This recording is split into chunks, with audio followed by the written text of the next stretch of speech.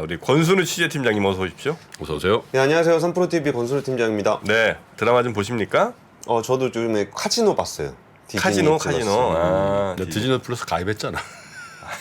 얼마예요 거기는 디즈니 플러스는? 모르겠네. 딸내미가 해가지고 네. 자, 한 10,000원 낼 돈만 원 하겠죠, 뭐 거기도. 네. 카지노가 재밌습니까? 재밌더라. 네, 저는 재밌게 보고 그래요. 재밌다. 4회까지 나왔어 지금. 예. 저도 사회 다 봤는데 있습니다. 난 별로던데. 그렇게 재밌는지 모르겠던데. 이거 또 문제돼. 죄송합니다. 아직까지는 전 최민식 배우가 나온다고 그래서 엄청 기대 많아서 아마 그런가 봐요. 기대가 제가 너무 컸나 봐. 최민식 그 배우를 보면서 최민식 배우 나보다 나이 많은가? 비슷한가? 뭐 조금 더 많지 거의 동년배 수준인데. 비쌀 것 같은데. 난 그 최민식 배우가 너무 좋아졌어. 옛날엔 뭐 그렇게 팬덤이 없었거든. 음. 근데 그 복부 상태를 보면서 나도 괜찮다. 최민식 씨. 네. 너무 자연스럽잖아 중년의 그 풍성한 복부. 나 근데 그 젊을 때 연기하잖아요. 30대쯤 연기. 이게 머리 이렇게 내리셔갖고 나 그거 너무 어색하던데. 여튼 요즘 아주 인기가 많은 카지노 드라마들 있고요. 네. 우리나라 컨텐츠 드라마 제가 이렇게 골라보려고 하니까 너무 많더라고요. 너무 많아, 진짜. 너무 많아. 예. 너무 야, 이렇게 우리나라가 잘 만드나? 너무 많아. 예. 요즘 또 환혼이 또 인기잖아. 멜로. 환혼. 그렇습니까? 자, 하여튼 컨텐츠 산업의 미래 제가 한번 잘 살펴보겠습니다. 우리 권순우 취재팀장님 오늘은 어떤 뉴스들을 갖고 오셨습니까? 예, 오늘 또 별로 이렇게 주식 시장은 별로 안 좋은데 정프로님이 굉장히 텐션이 오늘 좋으시네요. 그렇습니까? 네. 어제 출근해 보니까 감기 걸리신 분들 되게 많더라고요. 맞아요. 예, 저도 좀 그래가지고 감기 기운이 있고. 예, 그 코로나 걸려서 못 오신 분들도 꽤 있고 정말 연초에 감기 조심하셔야 될 것 코로나는 같습니다. 아니에요. 코로나 아니에요. 어제도 해보고 오늘도 해봤는데 저는 그냥 급성 장염. 급성 장염. 그러세요? 알겠습니다. 저도 아니에요. 예, 어제 뭐 이렇게 중요한 뉴스를 다루기에 앞서서 어제 한전 11% 빠졌어요. 내가 한전 11%? 예. 한전 상장 폐지하자고 내가 1년 12달 계속 얘기했잖아요. 왜 엄한 투자자들을 저렇게 힘들게 하냐고. 만들어. 5% 올린 데다가 1% 올리고 그러니까 전기요금 인상안이 나왔는데 네. 한 13원 인상한다고 나왔거든요. 킬로와트당. 예. 네. 예. 근데 한 필요하다면 적자를 메우려면 50원 정도는 올려야 된다라는 얘기가 있었는데 거기에 대한 실망했던 것이 아닌가 싶어요. 근데 전반적으로 이제 시장이 방향을 못 잡고 있는 듯한 느낌을 주면서 이렇게 악재가 발생하면 주가가 많이 빠지는 모습들을 좀 나타내고 있습니다. 그리고 테슬라 같은 경우는 한전 차트 보셨나요? 한전 차트 같이 봤죠? 아니요, 안 봤는데 한번 볼까요? 한전이 작년 말에 최고 좋은 주식. 거의 뭐 미끄럼틀 아닙니까? 미끄럼틀? 언제부터요 이게? 이게 오늘 어제 거예요? 장중. 어제 하루. 장중. 예. 이게 한전 차트고요. 그다음 보여드릴 차트는 테슬라 차트 마이너스 70%. 와. 작년 한 해 동안 70%가 빠졌는데요. 테슬라 주가가 왜 빠졌는지에 대해서 의견이 분분하지만 솔직히 전 잘 모르겠어요. 테슬라 주가가 왜 이렇게까지 빠져야 되는지도 잘 모르겠고 안 팔린다는데?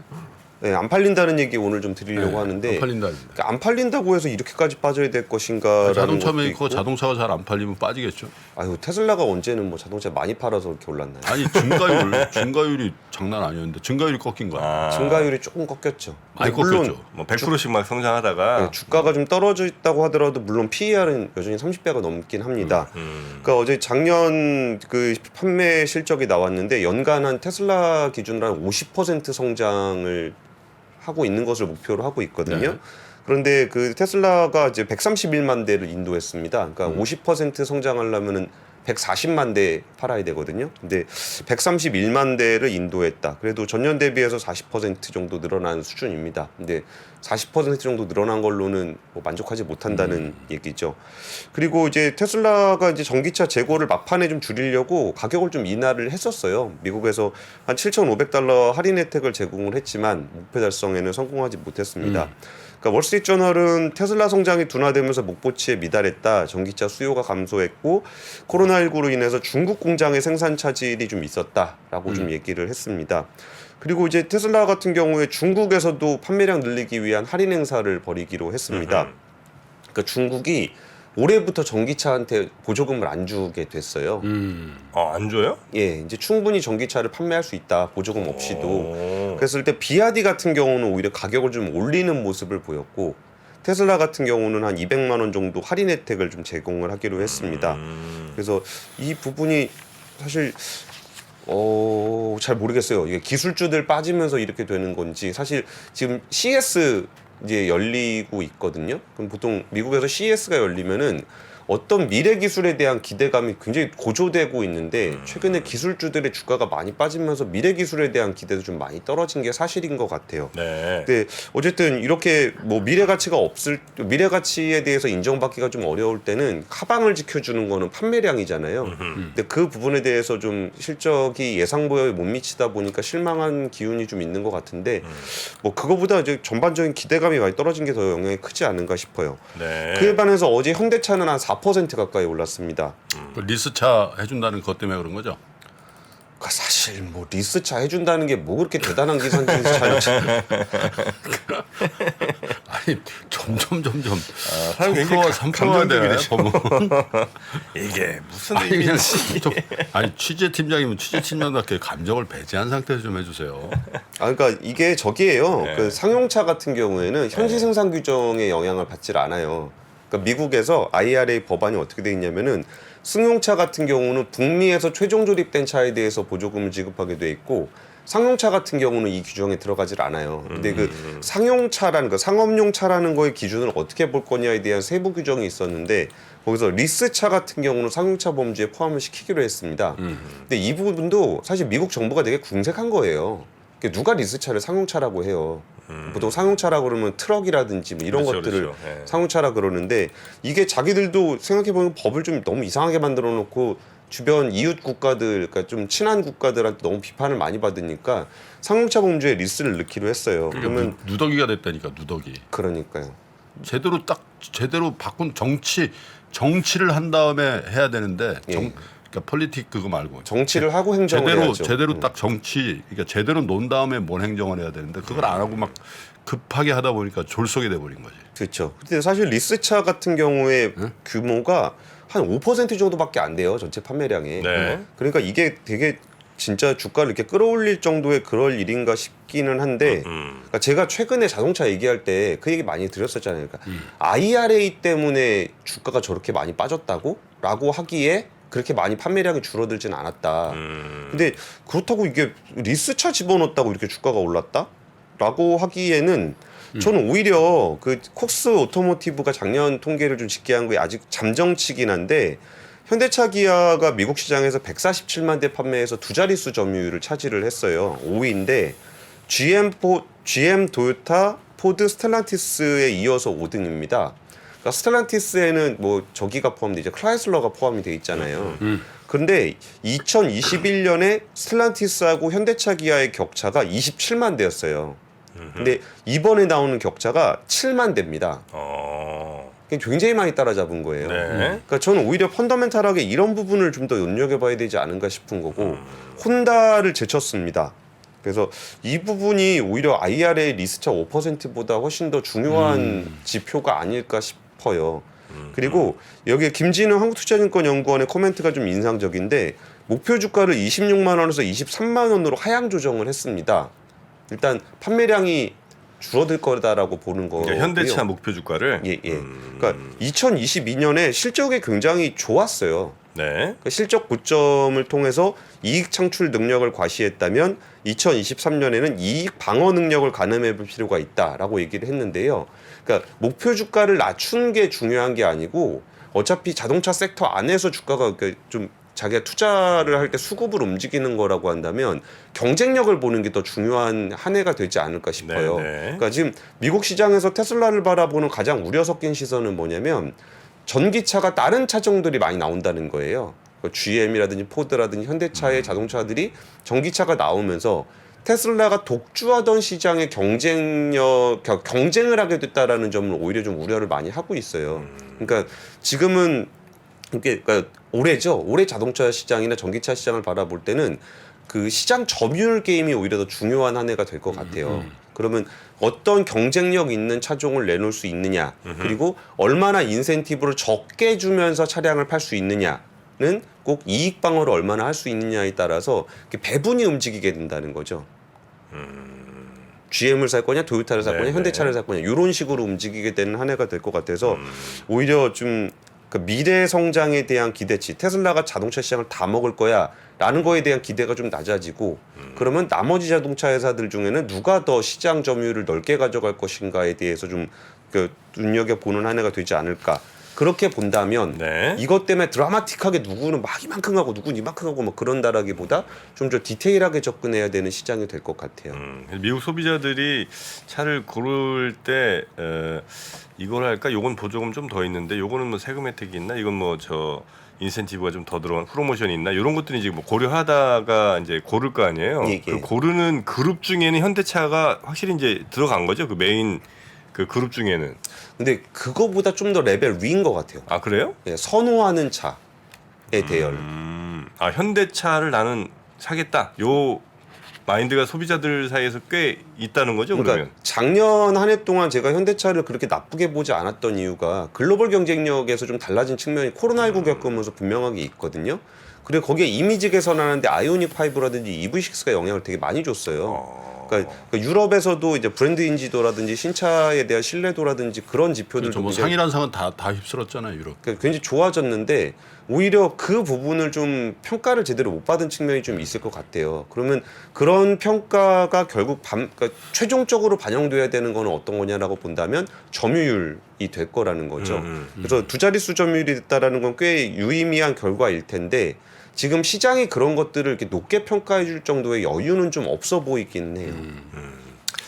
자기 아이오닉 5의 초기 정착에는 사실 우리 정프로가 기여를 많이 했거든요. 많이 했죠. 예. 첫 번째 모델이었으니까. 그렇죠. 아이오닉 5. 제가 직접 타보고 저는 뭐 승차감이나 이런 여러 가지 면에서 뭐 예를 들면 테슬라 모델 3 등에 비해서 전혀 밀리지 않았다라고 이제 전 판단을 했거든요. 네. 자, 하여튼 뭐 뭐또 정프로가 살신성이냈지 그때 뭐 모델료도 거의 안 받고 그냥 아유. 왜냐면 우리도 전기차가 이제 초기 정착해야 되니까. 살아나야 되니까. 예. 거의 뭐 애국심 그러니까. 실현이었죠. 자, 그러면 두 번째 뉴스 가보겠습니다. 강남 3구 용산 빼고 부동산 규제 지역 다 푼다. 정부가 주택시장 경착륙을 막기 위해서 규제 지역을 대거 해제를 하기로 했어요. 네. 강남 3구하고 용산구를 제외한 모든 지역의 규제 지역에서 풀릴 것으로 보이는데요. 그러니까 지난해부터 계속 시작됐었죠. 지방을 시작으로 해서 경기 인천 지역을 포함한 수도권 규제 지역을 대거 해제를 했습니다. 그러니까 조정 대상 지역에서 풀리게 되면은 종부세나 양도소득세 중과가 배제되고 그 주택담보비율 같은 그 대출 부분이 좀 완화가 됩니다. 네. 그리고 이제 청약 같은 경우에 재당첨 제한 규제가 좀 풀리게 됩니다. 그리고 이제 지금 현재는 서울 전체와 과천, 성남, 하남, 광명 등 경기 4개 시가 조정 지역 대상 투기 과열 지구로 묶여 있고요. 서울은 용산, 성동, 노원, 그러니까 서울은 그냥 거의 다 묶여 있다라고 보시면 될 것 같아요.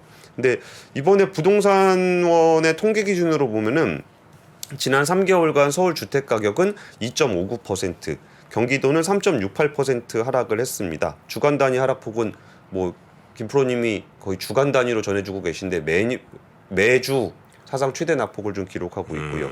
근데 이 부분을 좀 저렇게 봐주셨으면 좋겠어요. 이렇게 부동산 가격 올라간 거에 비하면 내려간 거는 얼마 안 되지 않느냐. 그 정부가 이제 부동산에 어떤 다시 가격을 올리려고 하는 거냐라는 시각으로 보시는 분들이 많을 것 같은데 이런 정도로 해서 부동산 가격이 반등될 거다라고 보진 않는 것 같아요. 뭐 전문가들도 그렇고 정부도 그렇고 오히려 좀 낙폭이 너무 심하게 갈 경우에 이렇게 그 급냉하는 경우를 우려하는 상황이 되는 거거든요. 네. 그러니까 부동산 시장의 음냉이 뭐 미분양이라든지 프로젝트 파이낸싱의 문제를 일으키고 자금 시장을 경색시키고 금융위기로 가는 이런 고리를 끊기 위한 정도라고 보시면 될 것 같은데 여기서 지금 전국의 미분양 주택수 관련한 통계를 지표로 가지고 왔거든요. 11월까지 나왔습니다. 보시면은 조금 경사가 좀 있어요. 미분양 올라가는 추세가. 저 언제부터예요, 저게? 작년 한 해만 보시면은 이렇게 올라가는 추세가 있습니다. 조금 가파르게 올라가는 모습들을 좀 보이는데 이 그것을 그 부동산에서도 리스크 보시는 분들 중에는 이 미분양 주택수만 보시는 분들도 계시거든요. 그러니까 이 부분이 이제 강남도 사실 많이 빠지긴 많이 빠졌는데 강남은 괜히 여기 지금 풀었다가 나중에라도 집값을 자극할 우려가 있다라고 해서 풀기 어려울 것이라는 관측이 좀 있고요. 이게 이제 그 2009년부터예요, 저게? 이 뒤에는 텀이 길어요. 연단위입니다. 연단위. 10년, 11년, 12년 이거 연단위 지표고 네. 우리가 봐야 되는 거는 여기서 2022년만 보셔도 될 것 같아요. 여기서 거기부터 22년. 예, 이거는 월단입니다. 네. 자, 하여튼 뭐 미분양 숫자가 이제 살짝 늘고 있네요. 근데 11월에 주택 매매 수가 좀 늘었더라고. 10월 대비 30%. 물론 이제 뭐 어차피 월간으로 1,000건이 안 돼요. 네, 그래서 아직 거래 바닥이다 뭐 이렇게 얘기할 수는 없는데 서울 기준으로 아파트 거래가 11월에 신고된 거래량이 10월 대비해서 한 30%라고 표현하기는 좀 멋쩍은데 왜냐하면 이제 10월이 워낙 없었어요. 10월에 559건 사상 최저, 예. 9월에 608건, 8월에 669건, 7월에 639건이었거든요. 11월에 729건. 예. 그러니까 앞대가리 바뀌었다는 거예요. 네. 네. 그러니까 앞자리가. 앞자리 통상 그렇게 써요. 근데 그래서 이걸 이제 급급 매물의 어떤 소화의 착시 현상이다 뭐 이렇게 보는 시각들도 있고 이게 이제 가격의 바닥이다 이렇게 볼 상황은 전혀 아니다 이런 분석들도 있는데 맞아요. 어쨌든 비수기란 말이에요 11월이. 그렇죠.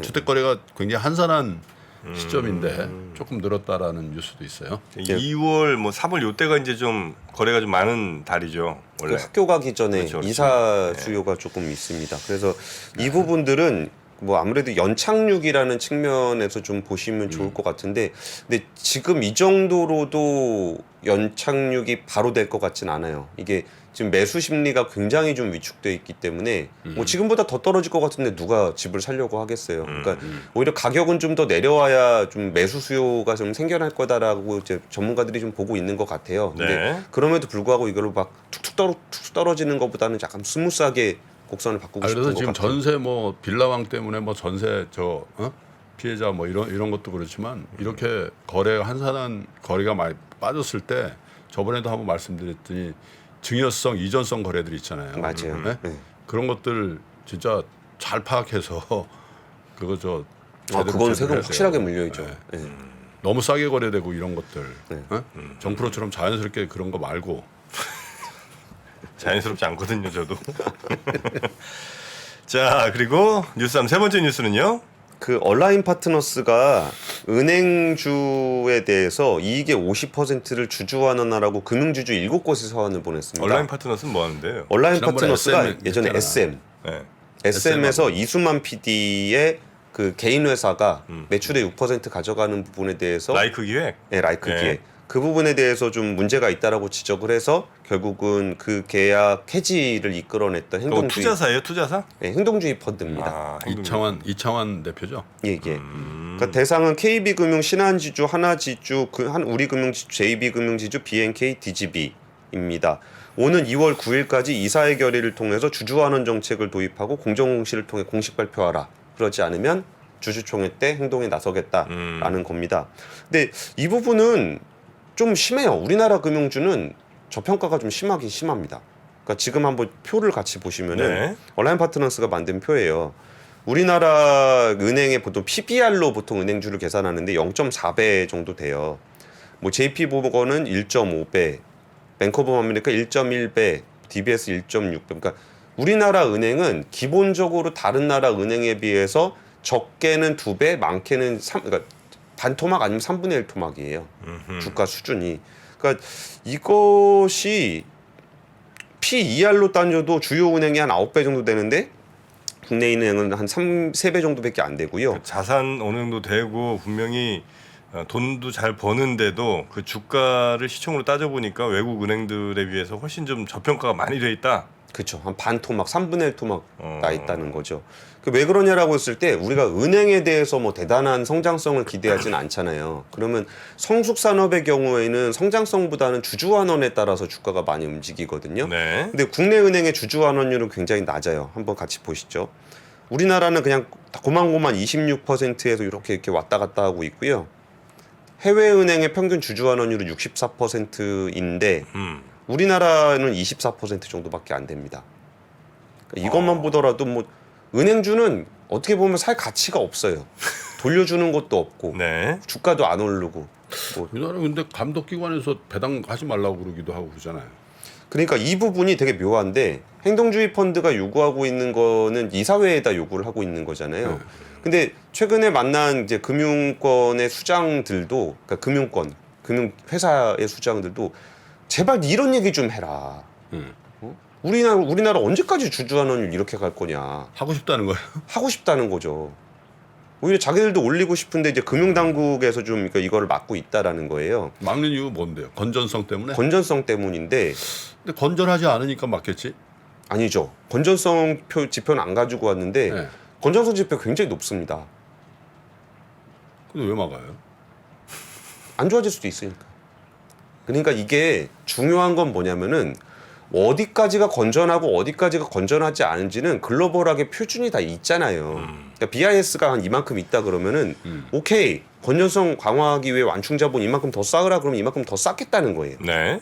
그리고 그거 이상 남는 거는 좀 주주 환원을 하든 자사주 매입을 하든 그 부분은 좀 시장에 맡겨달라는 게 금융권의 요구예요.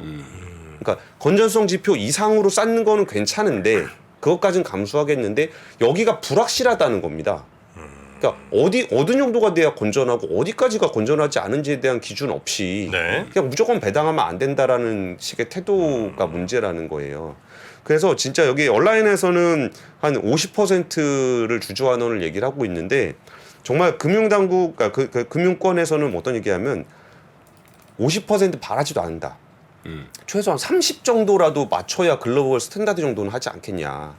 그리고 30은 기본으로 깔고 그 다음에 무슨 건전성이니 자사주니 뭐 이런 얘기 하는 게 필요하다라는 얘기를 좀 하고 있어요. 번 돈의 30%는 환원을 해야 된다 이런 거죠. 예. 근데 지금 번 돈은 그럼 다 어떻게 해요? 계속 그냥 쌓아놓는 거예요? 예. 은행이? 그리고 이제 좀 그때 필요하면 뭐 정부가 동원하잖아요. 뭐 채권 안정 펀드 내니까 얼마 내세요. 뭐 소상공인 지원하니까 얼마 내세요. 뭐 한다니까 얼마 내세요. 이러면 이렇게 돈 내잖아요. 그런 식으로 활용하고 있죠. 그래서 그 부분에서 그러니까 그것도 좋다 그거예요. 은행의 공공성이나 그런 것들에서 좋은데 그러니까 그걸 위해서 필요한 거를 좀 더 투명하게 운영을 해줬으면 좋겠다는 거고 온라인 파트너스는 거기에 대해서 좀 더 강한 목소리를 내고 있는 겁니다. 네. 그래서 뭘 해보겠다는 거죠? 일단 이사회를 통해서 공식적으로 발표하고 아니면 주주행동에 주주총회 때 그 안건을 올리겠다라는 거죠. 근데 뭐 할 수가 있나요? 근데 뭐 의미 있을 정도의 지분을 갖고 없을 있어요? 텐데. 지금 이렇게 목소리 내고 있는 게 의미가 있는 겁니다. 그러니까 이게 설사 달성되지 않더라도 이런 주주들의 목소리가 있다라는 거를 금융당국에서도 좀 귀 기울여 드려야 된다라는 거죠. 근데 이게 뭐 은행을 압박하는 거예요? 당국을 압박하는 거예요? 오히려 당국에 가깝다고 볼 수 있죠. 어쨌든 은행의 주주 뭐 배당 뭐 이런 거는 당국이 어느 정도 컨트롤하는 거 아니에요? 그렇다고 얘기할 수 없나요?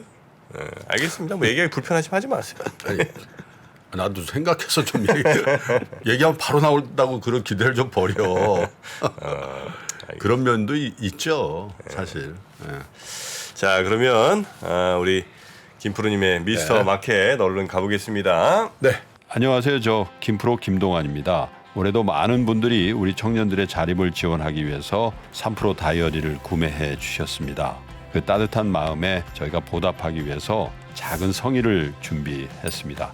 다이어리를 구매해 주신 분들 중에 추첨을 통해서 김프로가 정말 소중하게 생각하는 그룹 NCT의 사인이 다 들어가 있는 앨범도 드리고요. 그리고 2프로와의 식사권, 정프로의 선글라스, 그리고 김효진 위원의 추천도서 3권 등 다양한 선물을 추첨을 통해서 드릴 예정입니다. 여러 권 구매해 주시는 분들을 위해서 2024년도 다이어리에 여러분들의 이름을 조그맣게나마 새겨서 그 감사함을 기억하겠습니다. 이웃과 따뜻한 마음을 나누는 연말연시가 되길 기원하고요. 새해에도 큰 부자 되시기를 기원하겠습니다. 늘 감사드립니다.